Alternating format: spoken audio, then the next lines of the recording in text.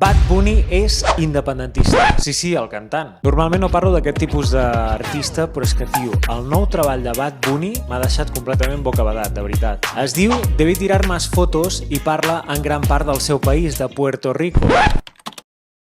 L'illa va ser espanyola fins a l'any 1898, quan va ser cedida als Estats Units després de la Guerra Hispanoamericana. Actualment és un territori no incorporat, conegut com a Estat Lliure Associat. I això què vol dir? Doncs que els seus ciutadans són nord-americans, tot i que no poden votar a les eleccions presidencials, i tenen una representació molt limitada al Congrés. Però tornem a Bad Bunny. Ha fet un disc amb cançons que tenen referència clara a la pèrdua d'identitat a Puerto Rico i a la gentrificació que pateix el país. La que potser té el missatge més clar és la cançó titulada Lo que le pasó a Hawái, on reflecteix la pèrdua d'identitat i el desplaçament de la població autòctona del país. De fet, diu frases tan impactants com «Quieren quitarme el río y también la playa», «Quieren el barrio mío» i «Que abuelita se vaya». I també fa referència a la resistència i a la lluita per mantenir la cultura viva. Diu «No sueltes la bandera ni olvides el Elolai, que no quiero que hagan contigo lo que le pasó a Hawái». Però què li va passar a Hawái?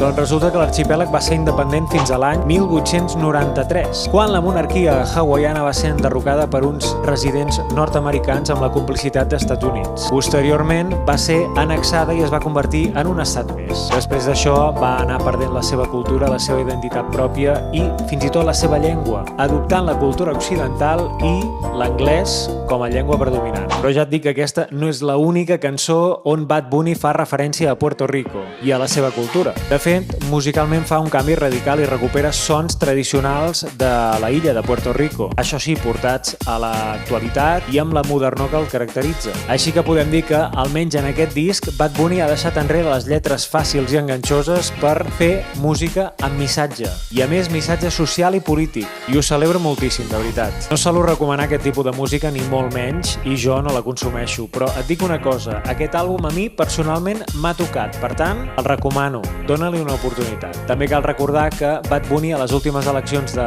Puerto Rico va donar suport explícit al partit Alianza de País, una unió entre el partit Movimiento Victoria Ciudadana i el Partido Independentista Puertorriqueño. Per tant, jo crec que podem afirmar que